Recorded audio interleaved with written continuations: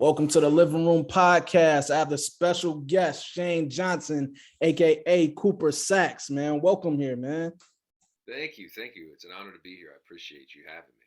No problem. It's been a long time coming. I know you're a busy man. You guys are currently filming season 2 of Ghost, correct? Yeah. Yeah. Well, no. We're filming season Oh, three. season 3. I'm sorry, season 3. Man, because like the thing about this new season that we're looking forward to is, the characters going further than what they pushed last season. And you're a Power OG. Like, you've been around since the very first Power book in season 1 and everything. And you found a way to keep on making it out as a character.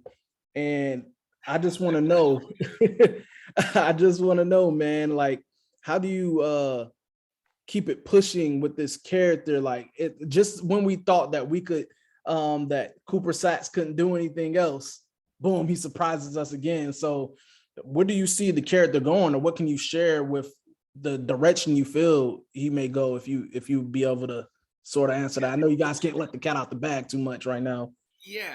I think that um, one of the things that's really kept me interested, and I think been incredible from the writing side, from the writers, is that the character keep adding layers to Cooper Saxe every year. Um, especially as we got deeper into Power. Like, first couple, 2 or 3 seasons of Power, he was more two dimensional. He kind of basically was just a thorn in Angela's ass, and just being, Right. wanting to take her down a peg and wanted the promotion, and was just kind of, he was out for justice, but he was always like working on somebody else's case. He was never like, it was never his job. He was just kind of a pest and a prick. Um, and then as things got on, and he started getting the promotions, as things started getting more personal, people started dying all around him, and it started to become way more personal for him. And those layers, I really liked how those changed the character, culminating in the end of Power, with getting to the point where I've like been planting evidence, and breaking the law and trying to get my own sort of justice.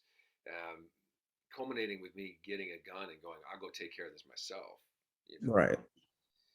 which is pretty wild coming from, the sort of goody two shoes.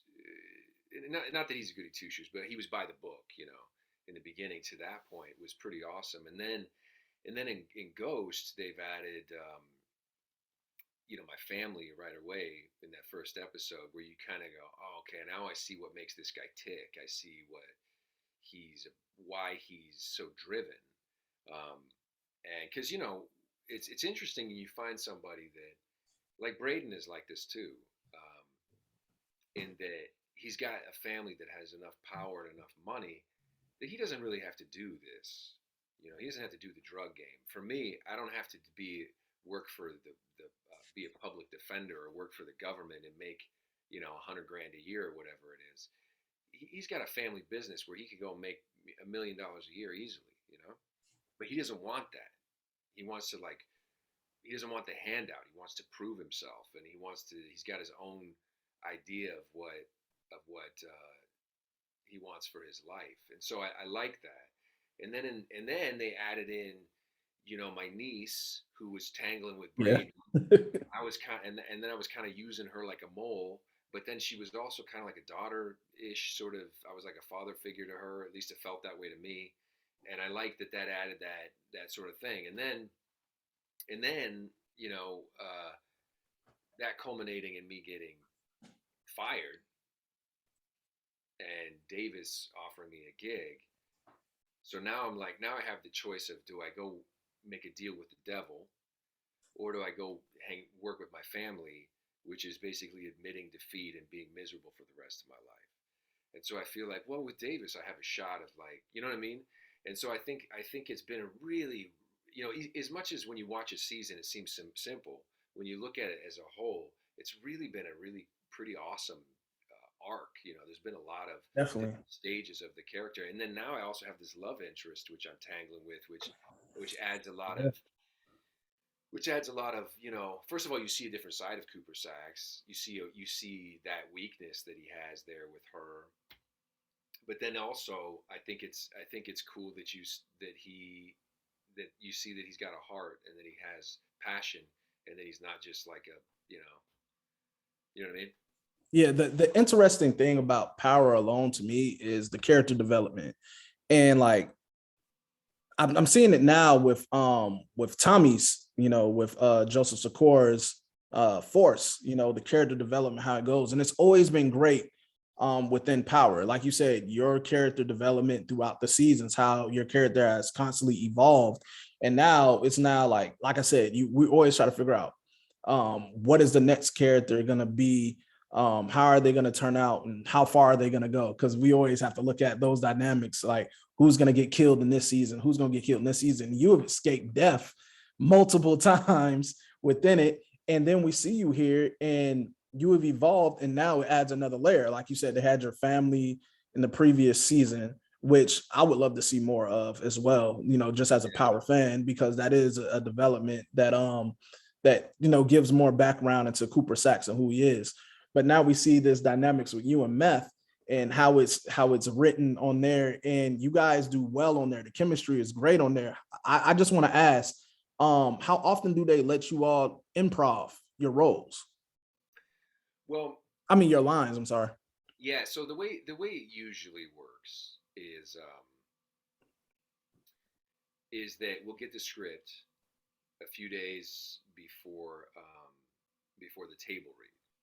And the table read is where we go and we read it out loud, and everybody gets to sort of feel each other out, and you're hearing it out loud for the first time with the cast, and that is the time when we are sort of encouraged to, if we feel like we've got something better or something interesting or different, to add a line or say something differently, and and then if they like it, if it lands, they will put it in the next draft of the script that formally goes out.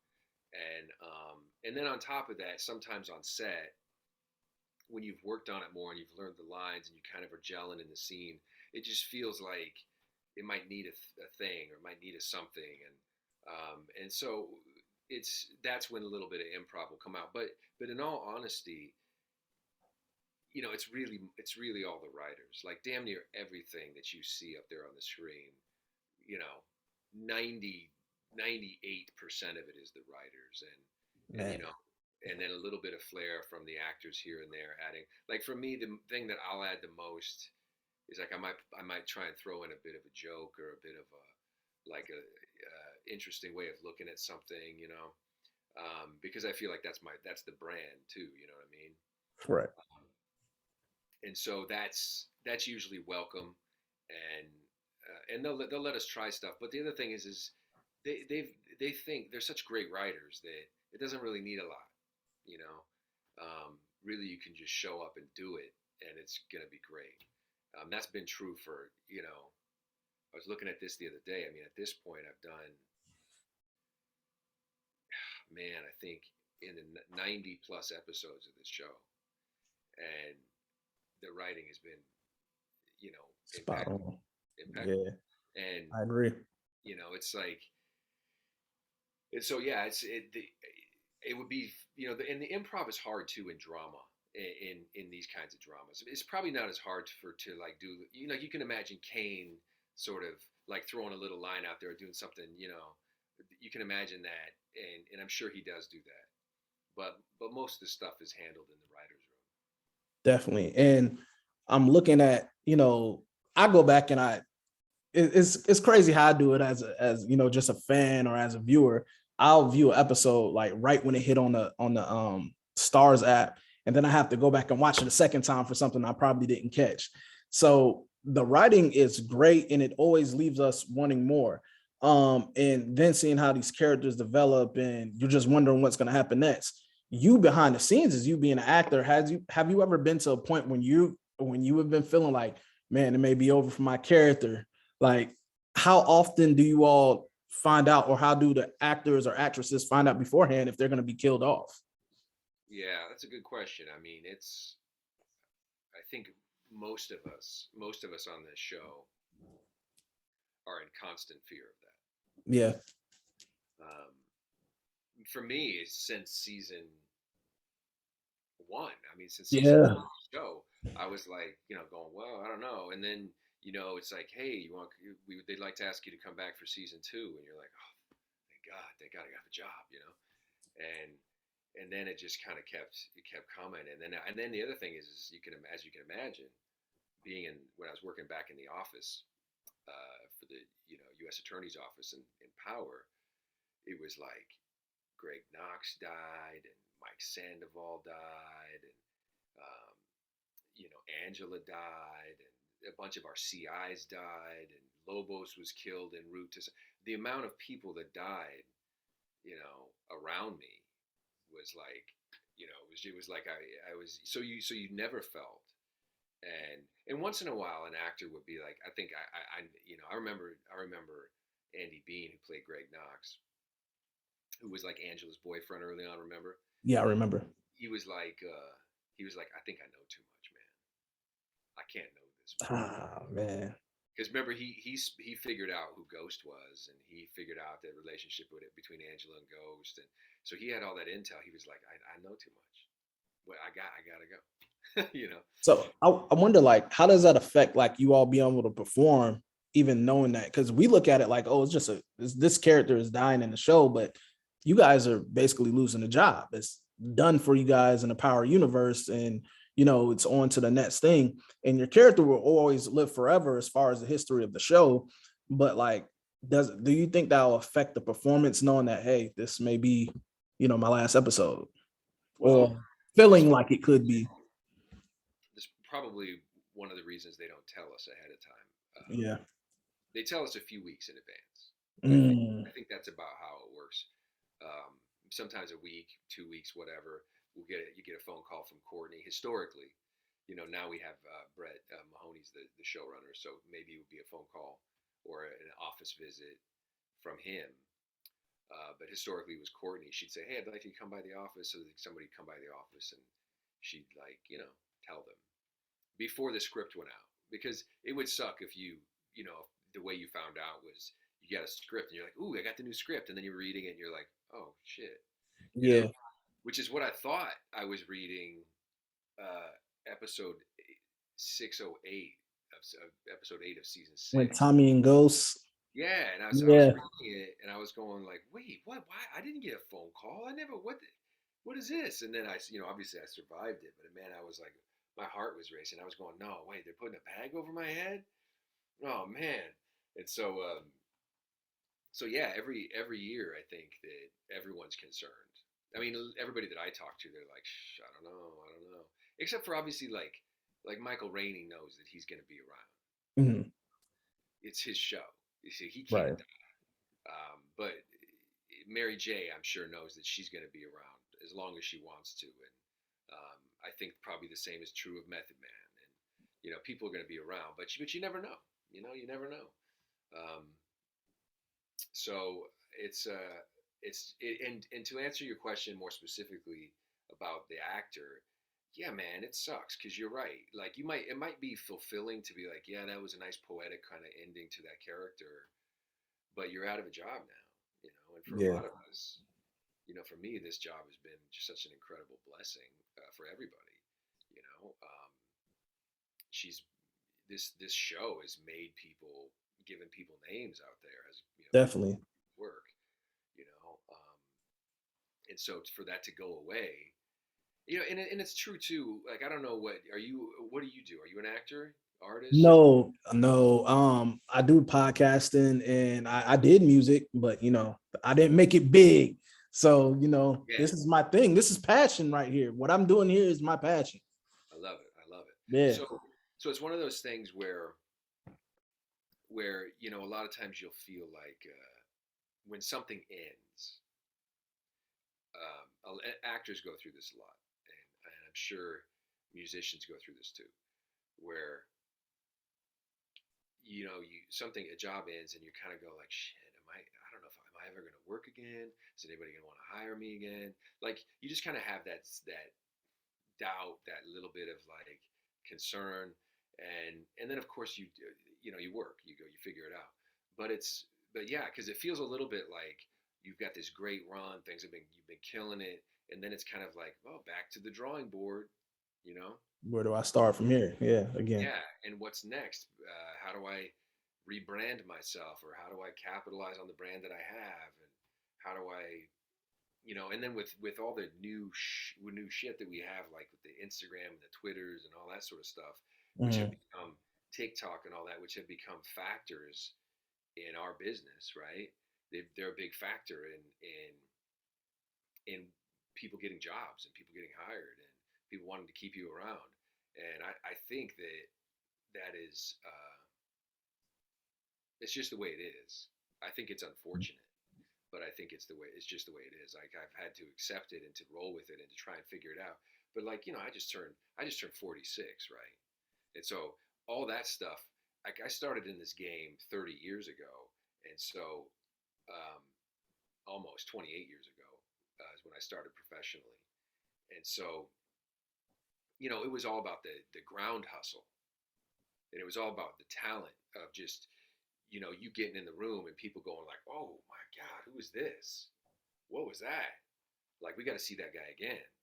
And you felt the power as an artist. You felt like, I can go in and move mountains with my talent and with my hustle and with my ability. I can just, and now it feels a little bit like, yeah, that's cool. People like that, but they're also going to go and look on your Instagram and see what kind of brand you have and how many followers you have and if you're Yeah. important.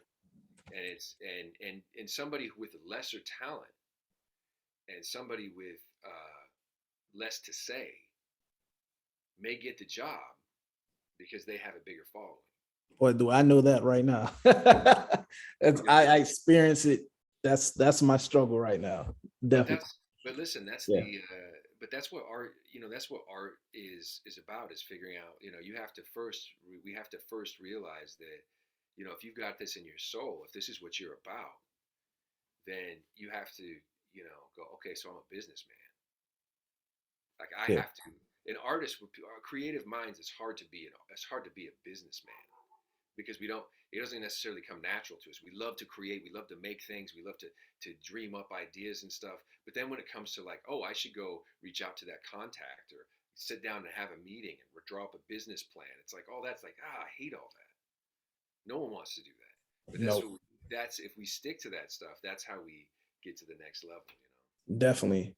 Because I always told myself, whenever it starts to become more like a job, then then the passion goes away. It's kind of like it kills what drives. But you You can't know, let it, because no, at it does all. have to be a job. It's more Definitely. about wearing different hats. It's about going, okay, so now I got to put on the business hat, do the business, and then I get to do the passion. Like, the passion is the payoff. Yeah, and the behind the scenes is the business. It's like it goes hand in hand. It's like it's a part of your life, and I see it how it comes on to with you all, because you're Shane Johnson, but we all look at you as Cooper Saxe. Right. So we've seen it happen with Michael Rainey, like how so many people hated his character, and he was getting death threats. He was getting to the DMs, because you said how social media plays a role into it. But it's like you guys played a role so well. Like, I don't know how people can't decipher television from real life. With this being a part of your life now, you're Cooper Saxe that we know.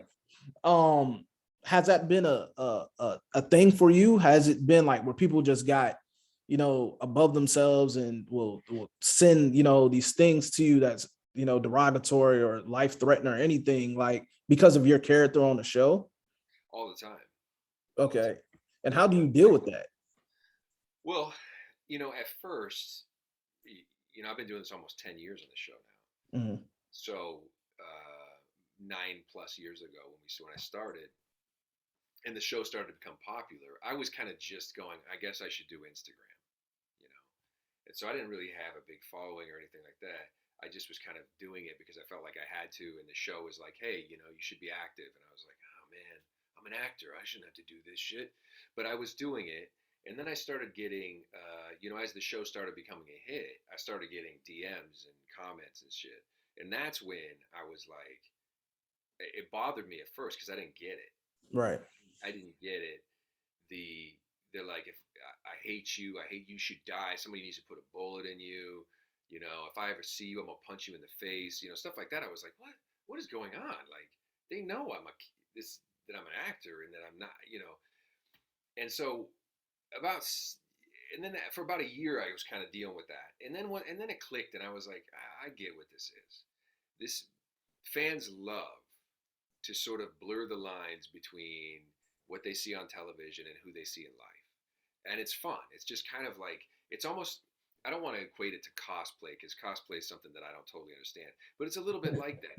It's fandom, you know, it's people going out and celebrating the fact that they love Star Trek, or that they love the Marvel universe, you know, or whatever it is. And I think it's the same with this. Like, when you reach out to somebody and they see that it says Shane Johnson, but they're like, Saxe, you need to this and that, and I hate you, I hope you die, all that sort of stuff.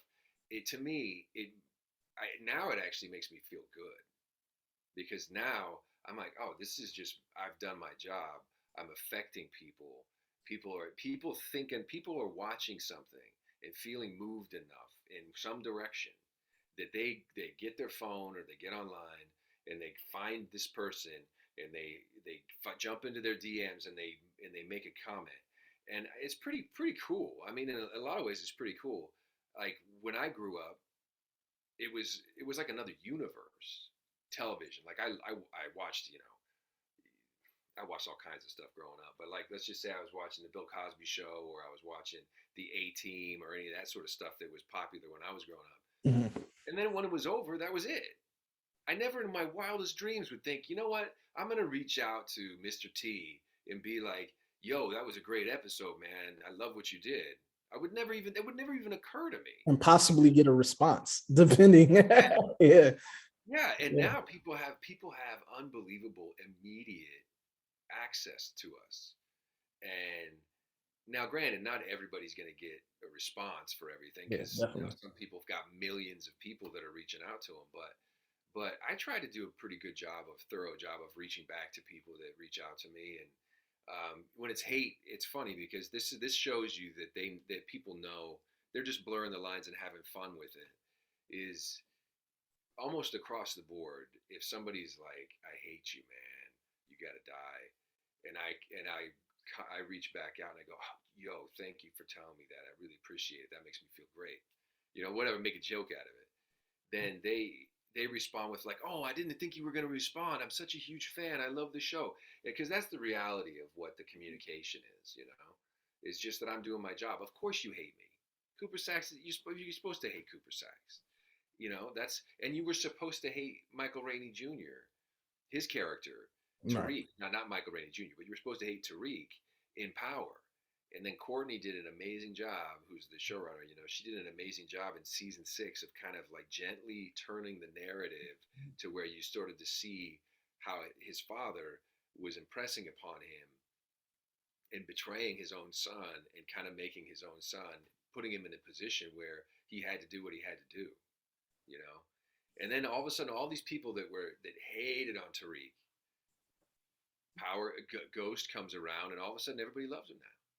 But you know what's funny about that is we see kind of that shifting with your character a little bit. It's like, what was the Batman line? Like, you're the hero until you become the villain, something of that nature. And then we see you guys blur the lines and, like, you know, straddle that fence of, like, you guys being the villain, then being the hero, and then being the villain again. We see the dynamics of that with both you guys' characters. Like, for you started off, like how you said, you know, we didn't see too much in the Cooper Saxe. Then we started to hate Cooper Saxe. And then as it went on, we're like, okay, well, how long can we keep on hating this guy? How long can we keep hating this guy? Then it's boom. We kind of like Cooper Saxe. So he's reeling back in, you liking him again. And then as we going towards the end of season 2, it's kind of like, are we going to hate this guy again? Because it left us with a perfect cliffhanger of the direction you guys can go in. And I think that's good for us fans. It keeps us hooked. Like, I'm an avid Power viewer. You know, I love the show. And I just love the character dynamic so much that I always wondered, like, how is the process of the table reading? How is the process of the character development and the chemistry? You've been around since Power season 1, But you have Meth that just joined last season. You guys chemistry is like he's been on since the original Power of how you guys interact. Is there any advice that you guys bounce off each other, because you've been in the game for a long time, and then Meth's been doing his acting thing for a little bit. Like, how do you guys get that chemistry going so well, being that it's not built off the previous seasons like other characters may have been? Yeah, I think that with Method, honestly, between the two, for me, this is how it felt for me, is I didn't know Method before this show, Mm-hmm. but he showed up and he wanted to work. He was like, "This is a different side of me, and I want to like throw down, and I want to play this for keeps." And he was looking at us from the Power cast that were still there, like me and stuff, and going like, "Oh man, guys, you guys have been doing this forever. I got to sort of show up." But he showed up day one and was like, Yeah. and I'm gonna drop the mic right here, and so he challenged me, and then my thing was I have to step to him and challenge him as well. I can't. These are two similarly built guys coming from different worlds. They're both alphas, but their manipulations are different, and their motivations are different, but they're similar creatures. And so I felt like almost from day one, it just clicked with Method and I love working with him, man. He's a great dude. He's funny. He's like brings so much life and energy to the show, and he's winning awards for it. He deserves it. He's and he's fun to work with. And every time we do scenes together, it feels like we're challenging each other. You know what I mean? It feels like there's a battle going on between the two of us, and so I feel like if you can, so it's just kind of magical, man. To be honest, because sometimes shit clicks and sometimes it doesn't. But I would say with him in particular, it really meant a lot to him that he showed up and threw down. Yeah, and then the cool thing about it all, with seeing like how it's all coming together, is like normal people we weren't seeing on the screen. Because of course it's not too many returning characters from the original one. You're an OG. You have Michael Rainey. Of course, Braden is back. But now to see the chemistry of these new characters come together, one of the other things that I see as far as chemistry with characters is you and Michael Rainey, because we got a little bit of it going into Power Book 2. It was leading up. We didn't know what these spinoffs was going to be. So how was the chemistry with you and him working? Because he's been on since he was a child, pretty much, and we see him develop into an adult. And so, how can you speak to the chemistry of you and Michael Rainey? Wow, my puppy's back here doing the most. My dog was out here barking a minute ago too. So the yeah, he's been on the show since he was 12, right? So he's 22 now, Mm-hmm. and it's been really cool to see him grow up on the Definitely. show and become a really fine actor and carry the show. He's carrying the show, and he's the hub of it. And in terms of the chemistry between us, I really like that there's I mentioned it earlier, that scene where I grabbed the gun and I was going to kill Ghost, right? Yeah. This isn't really talked about anywhere. It's talked about in one scene, but it's something that I as an actor have kept close to the vest for myself, which is that Tariq saved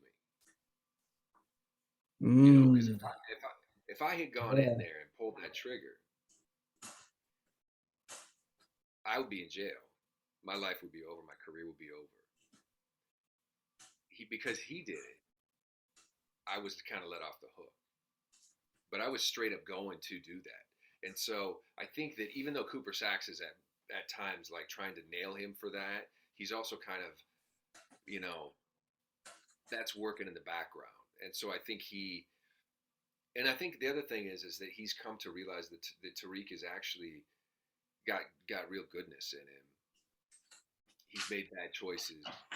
He had bad parenting, and he lives in a dangerous ass world. But I think that Cooper Saxe is like, you could be a better St. Patrick than your father, and so it's tricky. He's got a lot at play, but I feel like if he's, because I know he's a smart kid.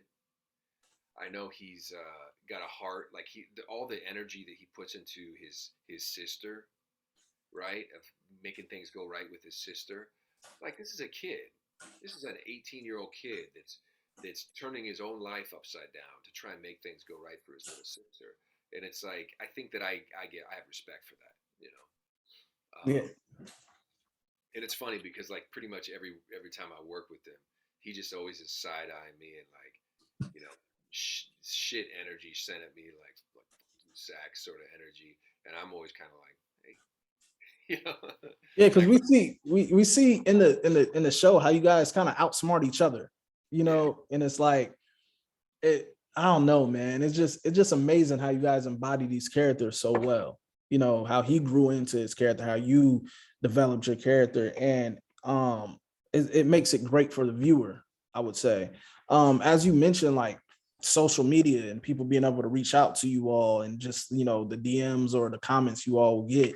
I also see how you all embrace it. I see how well Woody does with the stuff that he receives in DMs, and how he posted on his stuff, and how Michael Rainey is now starting to, get into it, like he, embodying that, of course, on social media. But another thing that's great about social media is the I don't know if you ever checked them out, but the fan theories and the prediction videos on YouTube and stuff like that. And some of them have been spot on, and some of them have been just wild, just like the ongoing prediction or theory that people still think Ghost is alive, which will never die. It just will never die. Even with Michael Rainey saying that, hey, he's gone. Even with Amari going online and saying, hey, this character is done. Courtney Kemp saying over and over on numerous lives, this is done. I think I've seen something with you recently saying that was done. Do you ever, check out these fan prediction videos or theories or anything? I've seen. I mean, usually the things I see are via clips or something from Instagram and things that are posted and concepts. And like, one of the ones I saw that for a while was that people were like, well, maybe Mecca and Ghost are brothers. Brothers, yeah. Stuff like that. I think the things that the Ghost being alive thing is funny, that people won't let it go.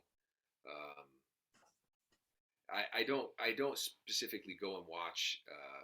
What would it be, like a podcast or something like that? Yeah, there's a YouTuber that's pretty good at it. His name's Mark Dark, and he has great ones. Mark Dark has great ones. So I'll check his stuff out every once in a while. Sometimes they're spot on. I know with me checking out one prediction, I know one of the it was kind of like interesting. Not his per se, but on this one, I've seen like a prediction where they say that the character that plays your niece, how she was allegedly the drunk person that seen the killing in the park when Jabari Reynolds got killed. And there was a prediction about that maybe she had been the one who witnessed that. And that kind of got the wheels turning a little bit, because we haven't seen her character come back. And one thing we know about power is, like, if you're not killed off, you always have a way of coming back. So that was a cool prediction. And we still don't know who the woman in the park was, the drunk woman in the park who's seen it all happen, just because how it played out. So that was one thing I was like, okay. So there are some cool predictions that go on every once in a while, especially the Who Shot Ghost one. That one was like, when the predictions of that was everywhere. Everybody was bringing up a bunch of stuff. And then like now with Force being out, there's always going to be predictions of Ghost again, and what he did with his will, and who's paying for whatever with the trust fund of that, with the show that's developing on that. So it's just like a lot of great predictions. Like, that was one thing I always wanted to know, is you as actors and being on social media and stuff like that. I don't know if you all even have the time to check out most of this stuff, But have you all seen these predictions, or what do you guys think of them? And Well, I think people love it. People, yeah, and I spend a decent amount of time scrolling through things. I'm not great about posting because mm, I'm too careful and too it's just the way my mind works and the way I don't want to put something out there unless I really like think it through and really sanction it. Whereas other people like Gianni and Michael mm, Rainey and Woody, they'll just be like, ah ha, ha, boom, and send it. They're just like they'll just do it. They just make yeah, it fast. Their stories are filled with all kinds of crap, and they'll put like they're just putting it out there. And I should be more like that. I'm more like I curate things, and I'm like, okay, I think this shot, and I can say this, and I spend too damn long like writing stuff. It just needs to be like it's more like quantity. Just yeah. put it out there, have fun with it, and that's the thing is I haven't learned how to have fun with it. For me, it's more work, and they seem to have more fun with it. Like Daniel Lee Bellamy, man, he's out there killing it with Oh man, yes, definitely. And he does well because he was another interesting person I want to speak to as far as his character development, because you know how when people see you guys on TV and see you all in this role, they start to think that you are these people, you know, in yeah, real life. And he's one of those people. They think that his character in the show is like he's the must be dumb like jock, and it's like it's just like I like how he plays on it, and so man, it's just crazy how people. like And man. who I really like is I can't remember his name, but there's this guy that does, and there's a lot of them, but there's this Hmm. one guy that has done that. A lot of us reposted it. I'm sure you saw it, doing impersonations like Oh the whole, yeah, and he yeah, I've does seen a couple of them. whole scenes of like the dinner scene and stuff like Yeah, that, and and when he's playing Zeke and stuff. I yeah, mean, it's hysterical. It's man, hysterical. So he's gotten clowned on a lot and all that, and he just like he just runs shouts. with it. He He just uses runs it. with it, and now he's got this song that everybody's like dancing Hmm. to and stuff. It's great. It's great. So that's the thing. He's having fun with it, and he's just like throwing stuff out there. And I need to be better about that because like I said, I'm too precious about it. Man, social media is like it's a gift and a curse, man. It really is. As much as I love it, it has its pros and its cons, but it's great, as fans, as viewers, to see you all interact, to Yeah. know how you all are outside the character alone, because it's not like back when I was coming up watching TV, like you'll have like MTV or BET, you'll be like behind the video or behind the scenes or whatever. It's like everything is kind of like on social media now. And it was great when we had Courtney Kemp when she was doing like the ghost, the power after Hmm. hours and thing like that. And I know she was doing her lives. We love to see that, you guys interaction and things of that nature. And so like that's what social media is kind of like the pros of it that we'll like to see. But then again, you have the downside of people feeling like you guys are accessible, like they can hit you guys up and do and say whatever they want. Because I know you mentioned like people seeing you and knowing, okay, well, he works for 50, he works under Courtney Kemp. How I know the questions like, hey, can I get into the show? Or hey, can you hand 50 my demo? Like you guys have to come into that, come across that all the time, Yeah, you all the know? time. And the thing that's funny is, you feel bad, but I'm like, does this person, does somebody? I mean, listen, I'm also like, hey, shoot your shot. You never Definitely. know. You never know. But the amount of times people have said, hey, can you show this to 50 and send me a link or something? I'm going, who do you really think that I'm gonna be sitting next to 50, smoking, having a drink or something? I'm gonna be like, yo, oh wait, 50. I'm sorry, I almost forgot, man. Hold up. This guy asked me to show this to you and show it to 50 Cent. You know what he would do? He'd be like, get that out. What are you talking about? Get this out of my face, So I don't know what people think that I'm going to be like, oh, okay. Or get me on the show, like you said. Or the one that happens quite a bit, which is strange to me, is people asking for money. Wow. People No.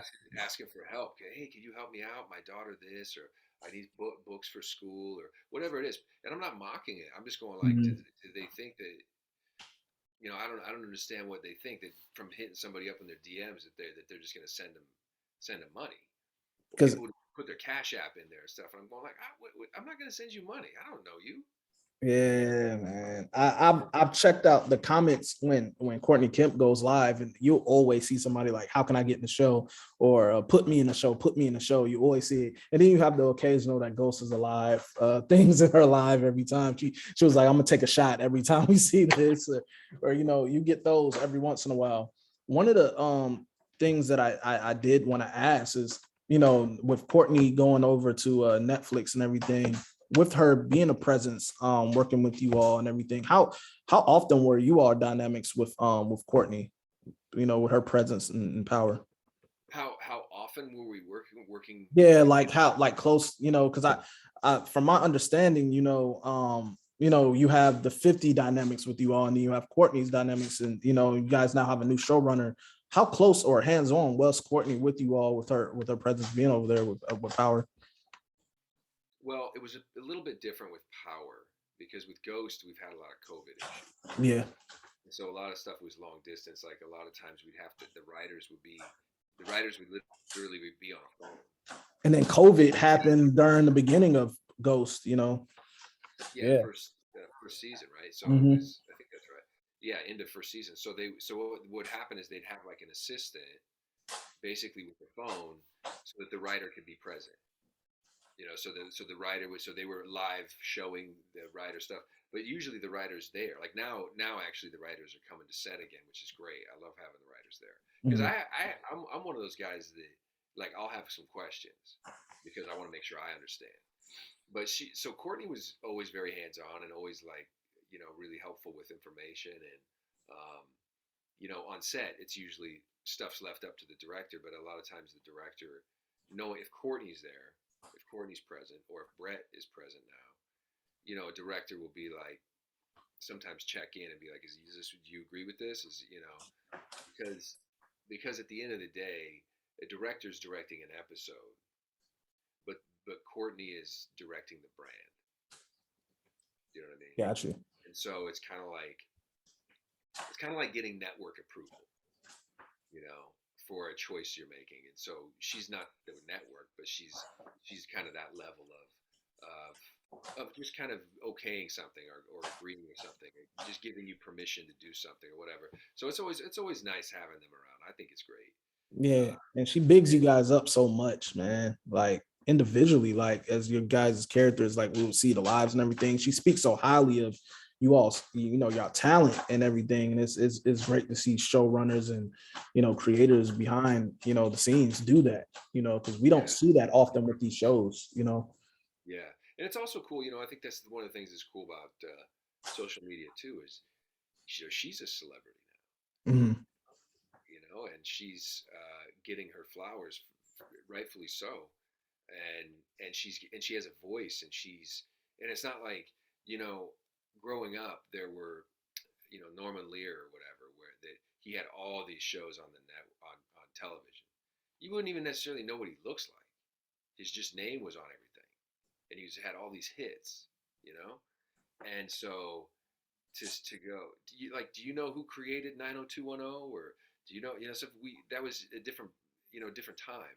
Now people are getting acknowledged for the content that they're putting out there, and I love it because I feel like it's, you know as a writer, you're the first person that's dreaming up something, and you've got an empty canvas in front of you, and as a writer you're going like, wouldn't this be cool? And a lot of times the actors are the ones that get the props, right? Because Mhm. they're the ones you Talent. see. Yeah. But On camera. in reality, that's one department. The Yeah. acting is just one little department, and if you don't have, the writing and the directing and the producing and the lighting and the set deck, and, like, did you see the new Batman? Yeah, I loved it. I seen it Right. open the night. So you Yeah. look at that. You look at the director of that movie, Matt Reeves, I think. He wrote it and he directed it. Man, he put his stamp on everything. And you look at the visuals. Every scene had that wet, dark sort of. So you imagine the set deck, like all that stuff had to work in order for the movie to work, in order for those characters to come across the way that the way they do, all those features, the lighting, the music, all of it. And so I love to see more and more of the crew and other people getting out there and being noticed and recognized because as an actor I'm just showing up and doing my job, and in a lot of ways the acting is an easier job than some of these other things, you know Yeah. like the crew, they're out there, sometimes they're the first people out there and they're working their ass off all day long, and they're the last people to go home. The actors show up and people are like, oh, can we get you a sandwich, can you want something to drink, and then you go and you do your scene, and then they're like, "Oh, you're done for the day," and you go, "Okay, I think I'll go see a movie or go get a drink." It's I'm not saying it's not hard work, because you have to have obviously a certain ability, and you have to be able to process information a certain way, and you have to have the talent and all that. But believe me, I know that there are people out there that are working way harder than I am. Yeah, And and another question I have for you, Shane. When I'm looking at, even with you saying that, in your dynamics of how you said Courtney is and the behind the scenes people, we also have to take into account that how long it actually takes for you all to develop these episodes. Because us as Power fans, we're like, man, won't they hurry up and bring in the next season? But from my understanding, it takes a long time for you all to put these episodes together, correct? yeah, this is kind of the way that they do it in premium cable. They give you 10 episodes, right? And on regular television, that you get anywhere from 13 to 22, so sometimes even 24 episodes. Like CSI or whatever, they do like 22 episodes a year. But they're on like an 8-day schedule, so they'll shoot an episode in 8 days. So every week and a half, an episode is done because they don't shoot on weekends. So every week and a half is an episode. For us, we're actually, but they only make 42 minutes of content. I know this is technical, but I think it's interesting. No, no, this is interesting. I They want to have hear this. they're making like 42 minutes of content. The rest is commercials, right? But we have to make like an hour of content, so like a whole third more of content per episode. And so we, instead of 8 days, our episodes take like 12 days, which is 2.5 weeks. And so to do 2 episodes is a whole month. And so at minimum to get through, like it takes for 10 episodes for us, it's a straight 6 months to do 10 episodes. And so, and sometimes there's a few holiday days or whatever in there, and a few days of break, but it's basically 6 months. And so I would love to do, I would love to do, maybe like 16 episodes a year would be awesome. Like that one season we did 15, and that was season 6 of Power. They gave us 15, and that Yeah, was but that 2 week break to wait, it was just like, oh man, we have to wait for the next one. And like Courtney was explaining, that's not you guys' decision, that's on Stars, of course, But when as soon as like stuff start heating up, it's always around that 6, 7, 8 episode mark when things start heating up, and then it's like episode 10. All right, we'll see you guys next season, and we have to wait. And so we're like, oh man, when we have to wait for the next stuff to come out. So if you don't mind me asking, what season what episode are you all on currently? 3.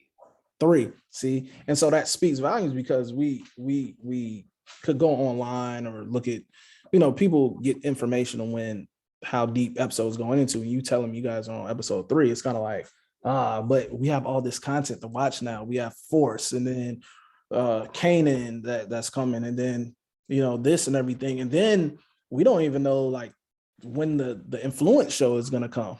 That's another thing that we're looking at. And so it's good that you're letting me know of like how long it takes to develop this stuff, because us as viewers, we're just like, all right, man, you guys taking too long, and I know, and I think that that's one of the reasons I think that this has been really smart of them to have these spinoffs. I yeah, feel like 50's goal, and maybe 50's goal with Stars. Nobody told me this, but I'm pretty sure this is true. Is that they wanted to have, power, some power show, and then they have BMF now as well, right? right, So yeah, it'd be like you have BMF, Ghost, Force, or Raising Kanan mhm. year round. So like Which would every be great. weekend you've got something. Which would be great. And, Yes. because that's 40 episodes right there of television. So, if they could get one more spinoff out there, one more show out there that's kind of in that same brand, that same energy, that same area. Even though those shows are all very different, I know that. But Yeah. I also feel like it speaks to this similar palette, people that are interested in Ghost. Like I love Raising Kanan. Me too. It's great, and I love the cast, and I think I'm really enjoying Force. I love Joe Sikora, is one of my close friends, and I think that show is banging, and I really like the cast on that show too. Yeah. And I think it was really cool too that they brought back the chick with the scar on her face. Yeah, and when I first seen her, I didn't know who she was at first. And then, Right. the dialogue, and it's like, oh, it is her. Like, I got slashed by pink sneakers. So Which yeah, I is all thought the that way was back to what excellent. that might even be was that season 2 or something? Yeah, it's deep. It's deep. And like when I first seen her, I was like, who is she? Like, me Yeah, me having to go back and actually having to go dig up who this character is, by her name. You have to go Google it. Oh, that's who she is. yeah, yeah, yeah. She's the one that I think kind of gave them info to help them find pink sneakers and Mm-hmm. stuff.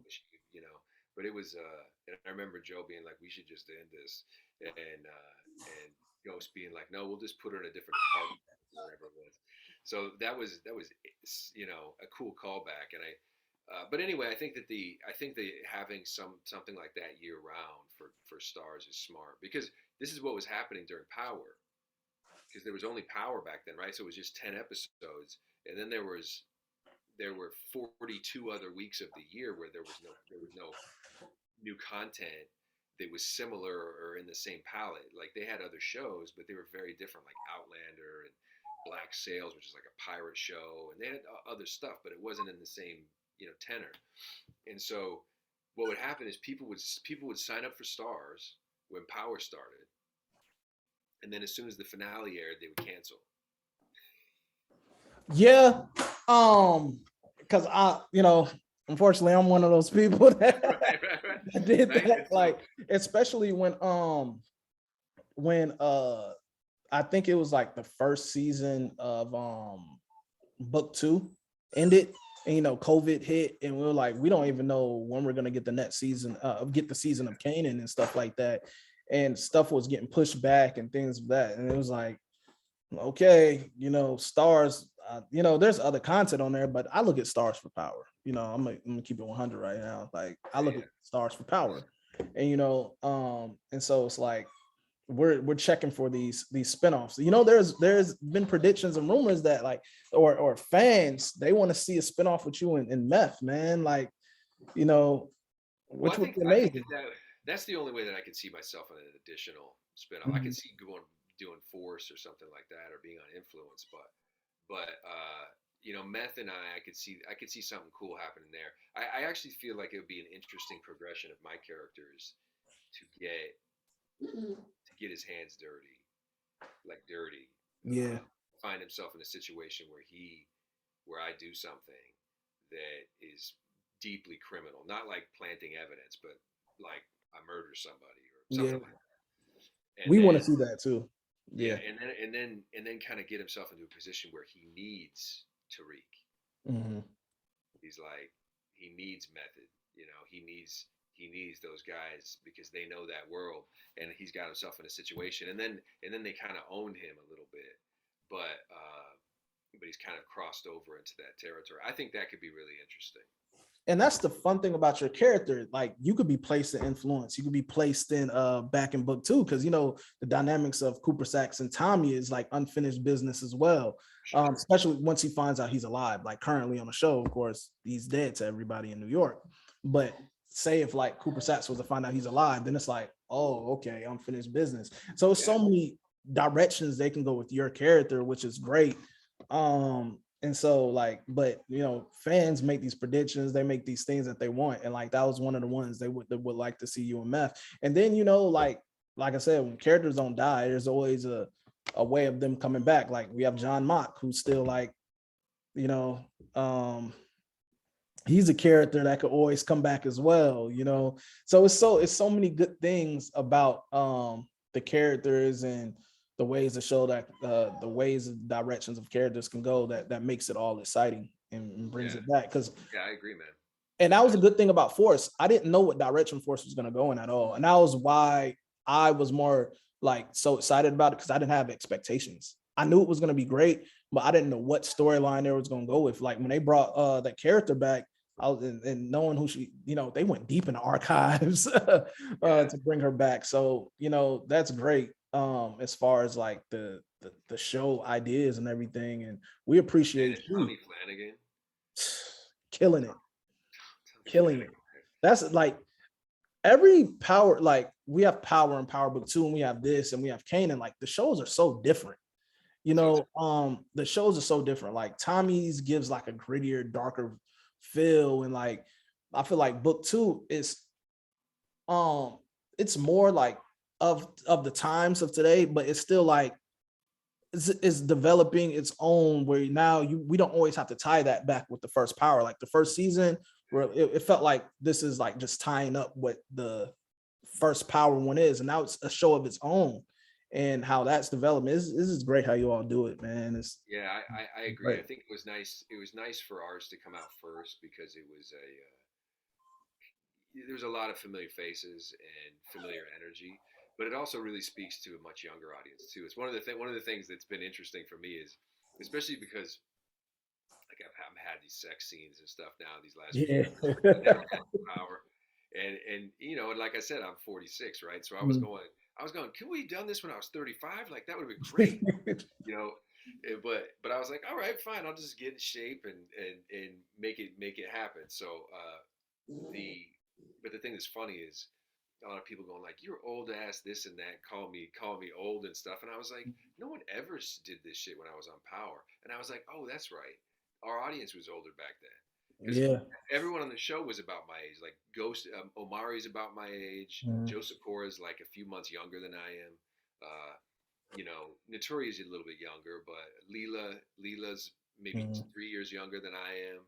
50's maybe a year or two older than I am, which is weird to think that 50 and I are Yeah. basically the same age. But we're all in that same age bracket, you know. And so I think we spoke to an older audience. And then when you now it's the shows has a lot to do with the kids. I call them the kids.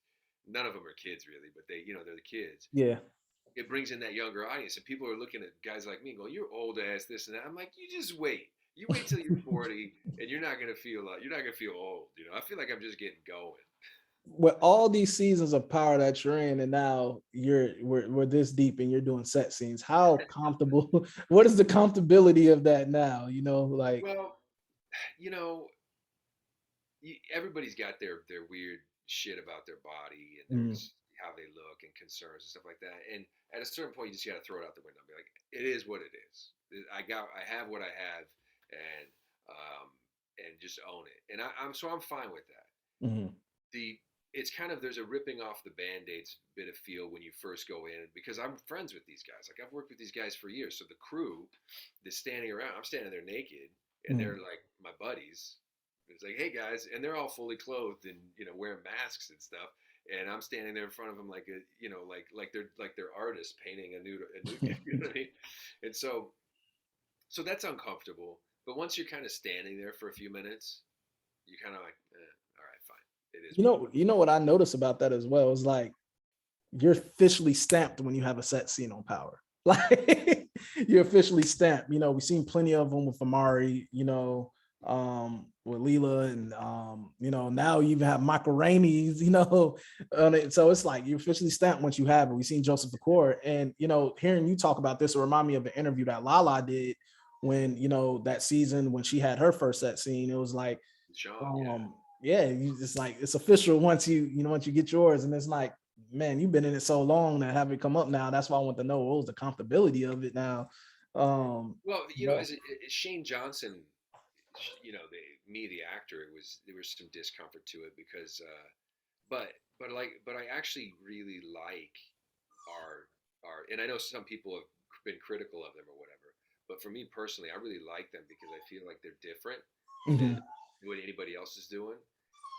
And I feel like they speak to our characters. Like you see that it's a little like kinky and twisted, but it also is there's this sort of chess match going on. It's not just like, oh, let's make love and it's beautiful and we're sexy.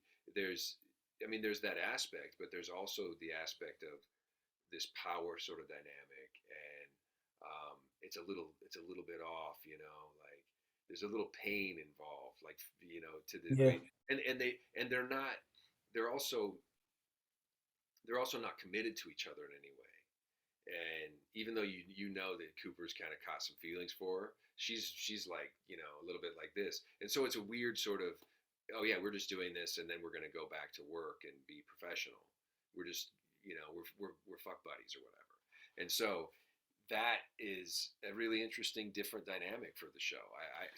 I like it, and I think it speaks a lot to our damage, and you know, seeing people in their most people or characters in their most intimate moments gives you speaks volumes about those characters, I think. And so we put a lot, you know, Peyton and I, who plays, she plays Jenny Sullivan, and we've had a great time, like thinking through these scenes and really, you know, talking about what do we want this to say about our characters. And so it was really, you know, everything that's there on the page has really been worked through with the writers and the directors, and between she and I. And you know, I'm proud of it because I think it is different, and I think it is, um, and I think that as much as the audience, there may be people in the audience that are like, oh, I don't want to see this. That they're also like, they also do. You know what I mean? That's funny, man. So, you know, you've been in the game for this long, um, and power is not, you know, the only thing you've ever been in. You've been in it, which is almost 30 years now. Is there any other things that you're working on besides power? Yeah, yeah, I do have some other things that are in the pipeline. You know, my wife's an incredible actress as well, and Yeah. so during this last hiatus, we went and shot a film in Hawaii, which was cool. Just like kind of a zombie apocalypse movie. It was fun. It was a fun thing to do, and I think it's going to be really great. Probably end up on Netflix or something, you know. And then I have something that I'm writing with a guy I studied with in London. I was studied acting in London, and he's an English guy, and so he and I are working on that together. And what I want to do with that is get it made. You know, I want to Mm. produce it, get it made, and reach out to my relationships and hopefully get a really great cast together and a great director on board and make a great movie. Um, and you know, and like you know, it is interesting that there's so many times in your career where, and this would be true for you as well, is you'd be like, oh, this is the thing. This is the thing that's going to put me on the map. And as an actor, that's happened to me so many times. I'll book something and I'll be like, this is going to get me noticed. This is going to get me attention. This is going to catapult me to that next level. And it doesn't, you know. And it may be great work. It's not about the work. It's just about like, did it connect? Did it find an audience? Did it, you know, did they put enough money into advertising it? Did it get into theaters? Did it, whatever it is, whatever the excuse is, it just didn't, you know, get to that next thing. And like I did a movie called The Possession of Michael King right before I got Power, which I was like, this is the thing Yeah, it that's was gonna, like a horror. A yeah, horror, like what, 2014 or something, correct? yeah, that's when it came Yeah. out. And I was like, this is the thing that's gonna shoot me to the top because it's a movie that I'm the star of, and it's a great movie. It had a real budget, and it was directed beautifully, and I think it's a fantastic movie. Most people that have seen it are like, oh my god, this is, but it didn't get that push. You know what I mean? And for business reasons, there was a very specific reason I think that happened, and it's nothing that we could control. You know, I've been other TV shows or other episodes of things or other movies that I've been in that I'm like this, and it was Power, and I didn't know. None of us knew when Power came along that this was going to be the thing that put us on the map. None of us knew. You know, it just by season two, after the first season had aired, there was quite a bit of noise. We started to see the numbers, and you know, it started to become like, all right, this is the thing. You know, season three was like, okay, we have arrived here. You know, so that was cool, but it took time to sort of see that come in. And, you know, it's not very often that you read something you go, unless you're already a star, but to read something and go, this is going to be a great for my career, you know. And you know what's it's funny you say that because the interesting thing is how you became Cooper Saxe, the character, because from my understanding, that wasn't the first role that you were actually going out for in regards to Power, correct? No, no. I mean, going back even further, I think the reason that the business reason that I got this job or got this audition was I was up for the movie 42 Mm. because I was a baseball player. Like I almost was like play pro ball or be an actor, and so I was a serious baseball player. And I got in. Vicky Thomas was casting 42, and I was pretty damn close to being in that movie. I didn't get it, but I made enough of an impression that when Power came around and the role of Tommy came up, she was like, "You should see this guy." And so I auditioned for her and made enough of an impact that they brought me to Courtney and the rest, some of the other producers, and I did. And listen, when I got the audition, I was like, "This isn't really my casting," Mm. but I'm just going to throw down and do my best version, my version, which is very different than what Joe Sikora does, of course. Um, but I did my version of that, and then I didn't hear shit for like 3 weeks, and then they brought me back in for Greg Knox, uh, and then I didn't hear shit for like another few weeks, and then they brought me in for Cooper Saxe, and so it was a couple months in the making, and once I read the breakdown for Cooper Saxe, and it was like he's privileged, highly educated prick and stuff like that, whatever it was, I was like, well, there it is, that's me. You know what I mean? And the Yeah. thing that's funny is that is really not me, but that's my casting. And you have to know But you your play it so cast. well, man. You play I that mean, character listen, so but the well. thing that's funny is I grew up in a little farm town, Mm. at, tiny little school, three stoplights, in a trailer. I was not like some highly educated, privileged kid at all. But that's how I come across. And when I walk in a room and I open my mouth and I shake someone's hand, they go like, "Oh, I know who this guy is." And yeah, that's it's a blessing and a curse. Because sometimes you have to go on and you want to change people's mind. You go, "Hey, I'm not just that. I actually know this other world a lot better." Um, so I landed in the right spot. Like this was the right character for me. And once I went to the table read, the first table read, and I saw Joe Sikora and Andy Bean playing those other parts, I was like, "Oh, this show's going to be great." And I knew that they had cast the right person in those roles. Yeah, definitely, definitely. I greatly appreciate, and that's another thing. Shane, I'm speaking to Shane, not Cooper Saxe. I appreciate that. You agreed to even do an interview with me.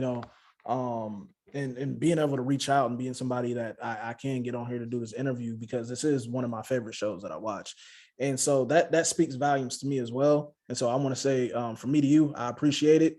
And as far as the social media, for my audience who may not be familiar with your social media handles, can you tell anybody how they can follow you on Instagram and whatnot? Yeah, I mean, I'm most active on Instagram. I'm on Twitter. I think I might even have a TikTok, but I'm most active on Instagram, and it's Shane underscore M as in Michael Mm. underscore Johnson. But I think if you just type in Shane Johnson, it'll pop up. Boom, it I've got comes up. I've got the check mark and stuff. So There's a video floating around you on the power the ghost cast dancing. I hear you got a dancing background, man.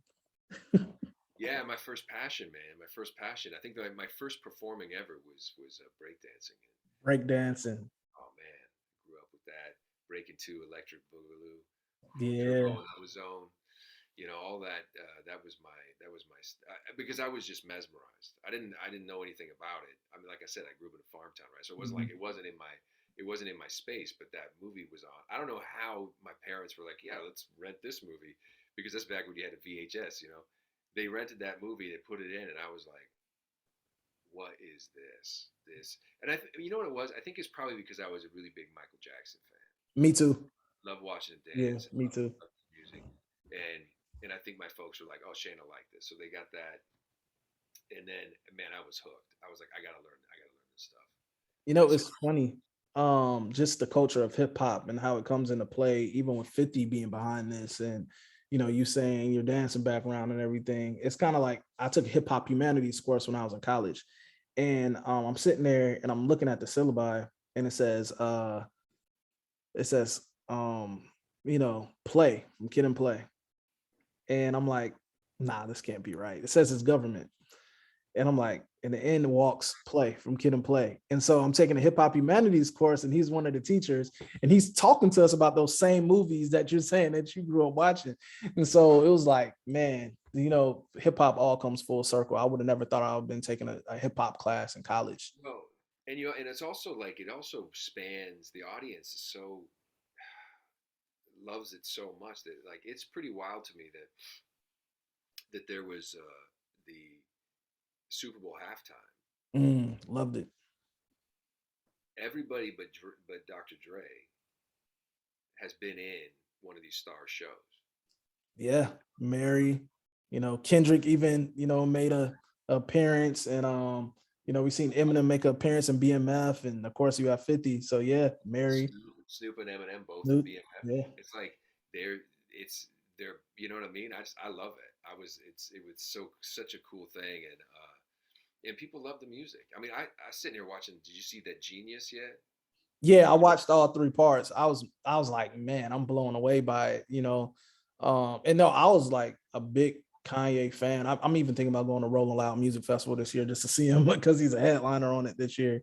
And I'm just like, yeah, man, it brings everything full circle. Why He's or going how on. you become. Yeah, and one of the things that I loved about it was what I originally was we were talking about being a business person.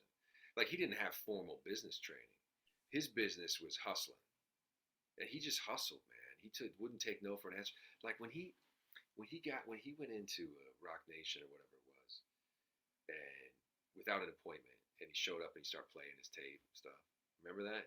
Yeah, people were just looking like, And yeah. the girls in the office were just like, Mm-hmm. and they would turn and start having a meeting and just kind of like ignore him and go away, go away. And I'm like, I wonder how those people feel now. Yeah, I wonder how global those people icon now. feel. Like going like, oh, he came into my office. I totally ignored him. I dissed him. I wouldn't even listen. And I'm sitting there going, are you listening to the song? The song is that song This is is a classic. That's a classic now. and he went all around that office, and people were like, "Oh," but here's the thing: most people would get that one cold shoulder and go, "I guess it sucks. I'm done. I'm out. I don't know what I'm doing." And but he knew, and he had that arrogance. Even his mom was like, "Yeah, he's pretty self-absorbed," but he knew that he had this thing in him. He kept putting it out there, and like, now look at him. Yeah, Even it, it seemed it like was Jay Z inspirational. like Jay Z was a little bit like, okay, you know your place, man. Know your place. Give me some beats, throw me a track or two, and I'll make it great, and I'll give you a few ducats, and that'll be cool. And Kanye was like, no, I'm bigger than that. I'm the best. And I looked it up the other day, and I think he's not that this is about music. It's just about his spirit and his energy. He's richer than all of them. Not Yeah, again, not that it's about money, but he has like surpassed. And I'm sure they're all going like, man, that guy that we used to clown on, and that we used to kind of go, all right, just can I get a track for free from you? Can I get some beats for free? He's like, what am I? Anyway, I thought it it, was fascinating because it's inspirational, man. yeah, it's inspirational because he knew and he believed in his heart. He had passion and he wouldn't take no for an answer, and he just kept pushing and kept pushing, even being annoying to people. I think part of the thing that's funny looking at it, watching it, I was like going, one of the reasons I think people clown on him and kind of push him aside a little bit and don't take him that seriously is because he has a camera on him all the time too. Like he's always being filmed. And that energy when you have that friend that always has a friend that's always got a phone going and always Mhm. recording everything, and you're like, come on, man, put that away. He was that guy. Yeah, he knew early on that wherever he makes it to, he's gonna put out a documentary on his story of getting there. So that was kind of like genius wise, and that's before the time of like reality TV and social media was taking off and everything. So that was already thinking forward. Because it was inspiring to me because I with this whole podcast thing, I still get a lot of no's, and that I think that fuels me even more my persistence with, receiving a lot of no's, and I get a lot of yeses too. I've talked to a lot of legends, and I've been blessed to be able to do that. And that's what fuels me. So watching that, it was it Yeah. was inspirational. Yeah, man. That's what it's all about. And then using that traction that you do get to just get to that next level and reach the next Mhm. level.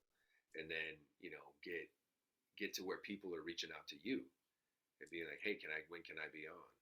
You Yeah. know, and because that's where Kanye's at now. Yeah, Even definitely. from people going like, "Oh man, it's Kanye." You know that the people were going like, "Kanye's coming through," and everybody would be like looking at each other, going, "Oh God, here comes Kanye," and he's the one laughing now. You What know. keeps you going? Well, I have a real passion for this. I have a passion as a storyteller, and so I love writing. I love acting. It makes sense to me. I it's the one thing that writing and acting that it just clicks for me. So you put a script in front of me, I put it in, and it just like brings me to life. And the thing that I now I have a wife and kids, and I got my life is expanded, and so I have that as well. But the thing that I see for myself is more producing, more working with people.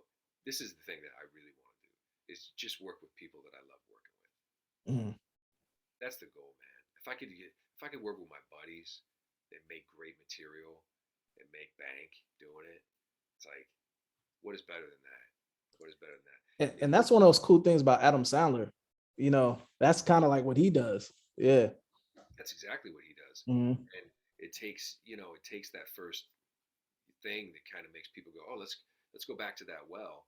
I mean, I'm reminded of speaking of like this what we were talking about a minute ago. Like the story behind Goodwill Hunting. Where they tried to shop it around all around town. Nobody wanted to do that movie, and they just kept talking about it. And they were at a party with like Gus Van Sant or whatever, and they're like, hey, will you read the script? It's great. You got this and that. And eventually, keep pushing. They get that thing made, and they win Academy Awards. And the thing that's funny is nobody wanted to make that movie. That happens all the time.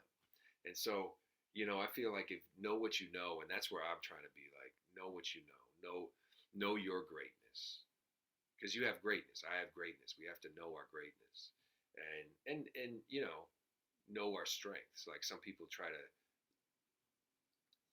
be something they're not, Right. and you can trip up. But if you know what you are and you can capitalize on it, sky's the limit. And I feel like what we're doing, man, our business, our industry, there's a lot of things that are more important for baseline life, like farming. We need food, we need houses, we need cars, we need life, sustaining things. But one of the most important things is being spiritual, connection, and life, and love, and relationships, and communication. And we're the people that bring that stuff to life. And so, and put it down, lay it down in tracks that'll be around forever. And so I think that what we do is in some respects can be sacred. And it's such a blessing to be able to do this for a living. Man, So I greatly appreciate it. And that speaks a lot to what keeps us going and what fuels us, because I can relate most definitely. And I call this the living room. I'm in my brand new living room. I call this the Livin Room Podcast because everybody I interview with or interview is right here in the living room.